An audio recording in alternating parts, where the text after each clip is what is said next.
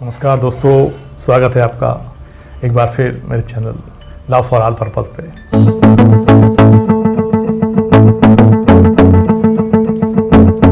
हम सेक्शन 198 पे जाते हैं जो विवाह के विरुद्ध अपराधों के लिए अभियोजन के बारे में बात करता है।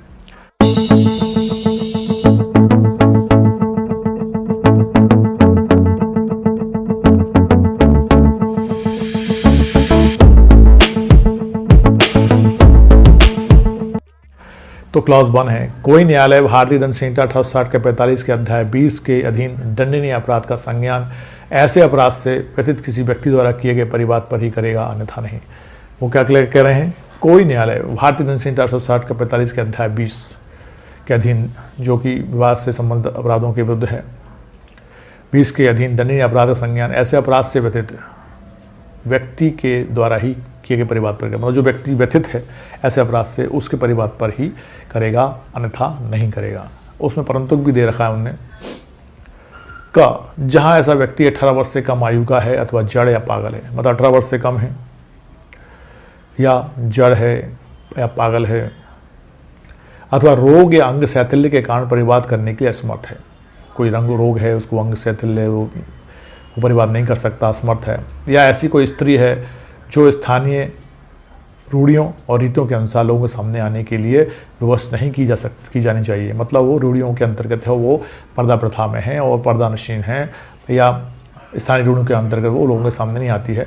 वहाँ उसकी ओर से कोई अन्य व्यक्ति न्यायालय की इजाज़त से परिवाद कर सकता है। वहाँ उस महिला की या उन सब जो पागल है, जड़ है, रंगों की अंग शैथिल्य से असमर्थ है, या कोई स्त्री है जो रूढ़ी के अंतर्गत किसी समक्ष नहीं आ सकती, सबके समक्ष नहीं आ सकती है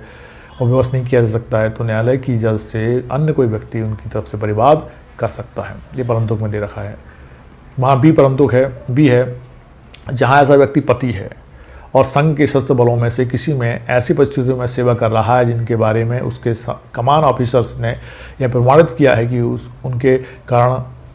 उसे परिवाद कर सकने के लिए अनुपस्थिति छुट्टी प्राप्त नहीं हो सकती है, वहाँ उपधारा 4 के उपबंधों के अनुसार पति द्वारा प्राधिकृत कोई अन्य व्यक्ति उसकी ओर से परिवाद कर सकता है। उसमें यदि पति है परिवादी और पति संघ की सशस्त्र बलों में है, तो वहाँ के जो कमान ऑफिसर है वो उसको अनुपस्थित छुट्टी प्राप्त नहीं कर सकते, ऐसा उन्होंने प्रमाणित कर दिया है। तो उस दौरान में जो उपधारा 4 है इसके आगे के अनुसार प्राधिकृत कोई अन्य व्यक्ति भी उसकी तरफ से परिवाद, पति की तरफ से भी परिवाद कर सकता है। वहीं अब सी है, जहां भारतीय दंड संहिता 1860 के 45 की धारा 494 या धारा 495 के अधीन दंडनीय अपराध से व्यथित व्यक्ति पत्नी है, वहां उसकी ओर से उसके पिता, माता, भाई, बहन, पुत्र या पुत्री, या उसके पिता या माता के भाई या बहन द्वारा या न्यायालय की इजाज़त से किसी अन्य व्यक्ति द्वारा जो उससे रक्त, विवाह या दत्तक द्वारा संबंधित है परिवाद किया जा सकता है। वहीं बता रहे हैं 494 या 495 के अधीन दंडनीय अपराध से व्यथित व्यक्ति पत्नी है। 494 और 495 के अधीन दंडनीय अपराध से व्यथित व्यक्ति पत्नी है, तो उसकी ओर से उसके माता पिता, भाई बहन, पुत्र पुत्री, उसके पिता या माता के भाई या बहन द्वारा या न्यायालय की इजाज़त से ऐसे अन्य व्यक्ति द्वारा जो उससे रक्त, विवाह या दत्तक द्वारा संबंधित हैं परिवाद कर सकते हैं, परिवाद ला सकते हैं। वहीं अब क्लॉज 2 आ जाता है 198 का। उपधारा 1 के प्रयोजनों के लिए स्त्री के पति से भिन्न कोई व्यक्ति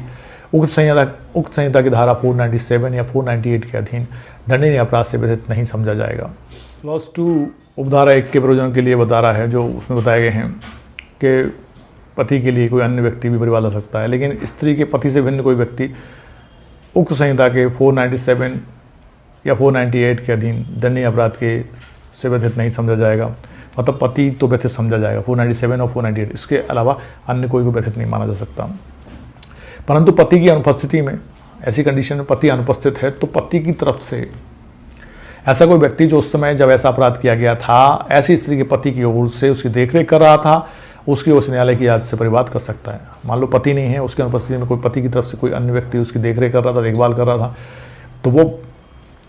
पति की ओर से,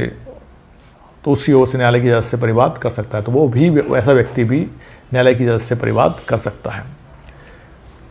लेकिन व्यथित पति माना जाएगा। वहीं क्लॉज 3 है, जब उपधारा 1 के परंतु के खंड का के अधीन आने वाले किसी मामले में 18 वर्ष से कम आयु के व्यक्ति या पागल व्यक्ति की ओर से किसी ऐसे व्यक्ति द्वारा परिवाद किया जाना है जो सक्षम प्राधिकारी द्वारा अवयस्क या पागल के शरीर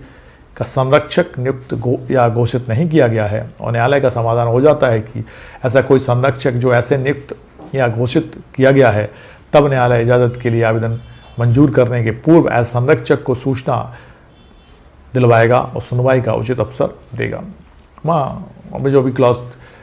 जो उपधारा 1 के परंतु खंड 1 की का में हमने जो बात की थी कि 18 वर्ष से कम का जो बालक है, बालिका है, व्यक्ति है या व्यक्ति पागल है, जड़ है, अंग शिथिल से परिपूर्ण है, तो परिवाद किया जाना है और सक्षम प्राधिकारी द्वारा अवयस्क के पागल के शरीर का संरक्षक नियुक्त घोषित नहीं किया गया है, और न्यायालय का समाधान हो जाता है कि ऐसा कोई संरक्षक जो ऐसे नियुक्त या घोषित किया गया है, तब न्यायालय इजाज़त के लिए आवेदन मंजूर करने के पूर्व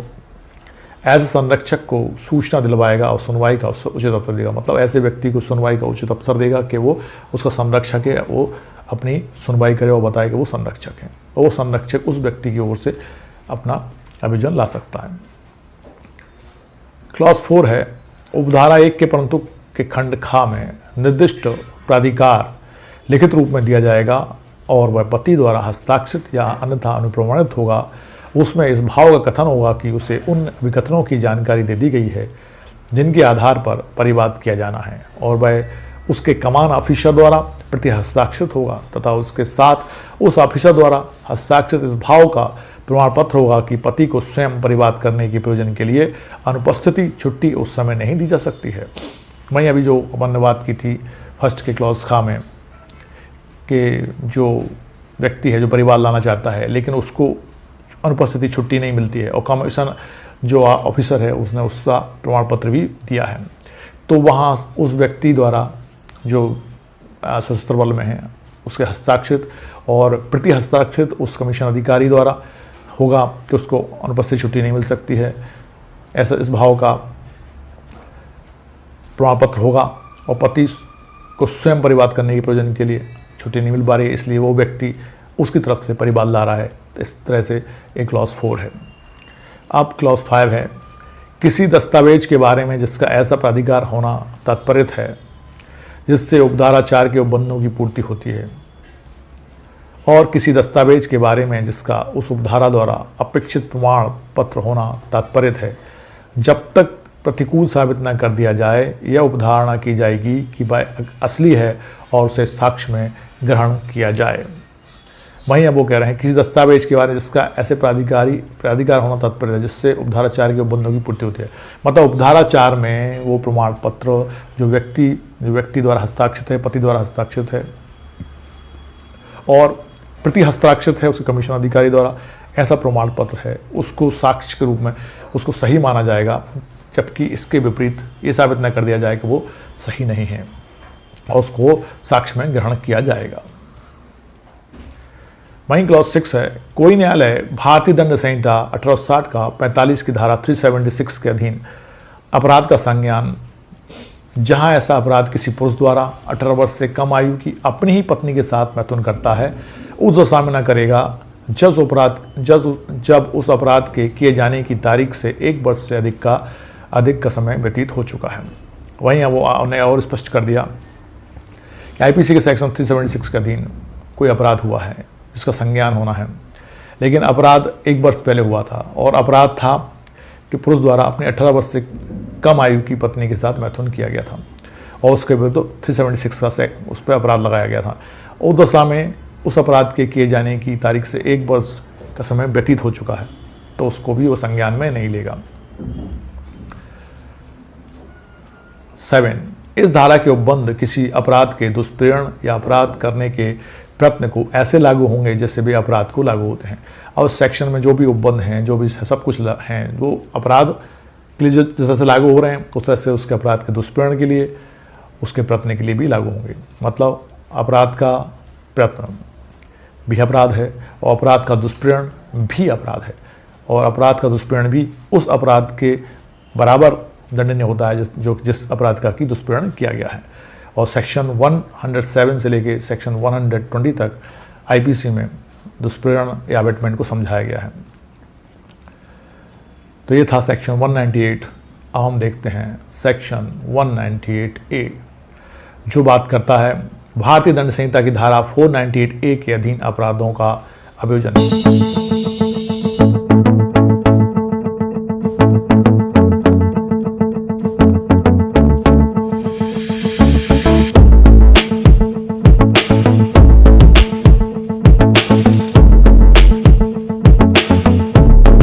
498 में क्रूअल्टी संबंधित अपराध हैं, उसके बारे में सेक्शन 498 कहता है कोई न्यायालय भारतीय दंड संहिता 1860 का 45 की धारा 498A के अधीन दंडनीय अपराध का संज्ञान ऐसे अपराध को गठित करने वाले तथ्यों की पुलिस रिपोर्ट पर अथवा अपराध से व्यथित व्यक्ति द्वारा या उसके माता पिता बहन द्वारा या उसके पिता अथवा माता के भाई बहन द्वारा पिता अथवा माता के भाई बहन द्वारा किए गए परिवाद पर या रक्त विवाह या दत्तक ग्रहण द्वारा उसमें संबंधित किसी अन्य व्यक्ति द्वारा न्यायालय की इजाज़त से किए गए परिवाद पर ही करेगा, अन्यथा नहीं। वहीं सेक्शन 198 जो ए है वो 498A के अपराधों के अभियोजन के बारे में बात करता है, जिसमें जो पुलिस रिपोर्ट हो सकती है, दंडनीय अपराध का संज्ञान ऐसा अपराध गठित करने वाले तथ्यों की पुलिस रिपोर्ट पर हो सकता है या परिवाद पर भी हो सकता है, मतलब पुलिस द्वारा रिपोर्ट पे हो सकता है इसका अभियोजन, और दूसरा परिवाद पर हो सकता है। परिवाद कौन करेगा? उस महिला के जो अपने माता पिता हैं, भाई बहन हैं, या उसके पिता हैं अथवा माता के भाई बहन हो सकते हैं, या उस महिला के रक्त संबंध में या दत्तक ग्रहण में या विवाह संबंधित कोई अन्य संबंधित हो सकते हैं, उनके परिवाद पर भी न्यायालय की इजाज़त से परिवाद लाया जा सकता है और अभियोजन हो सकता है। तो सेक्शन 198B अपराध का संज्ञान।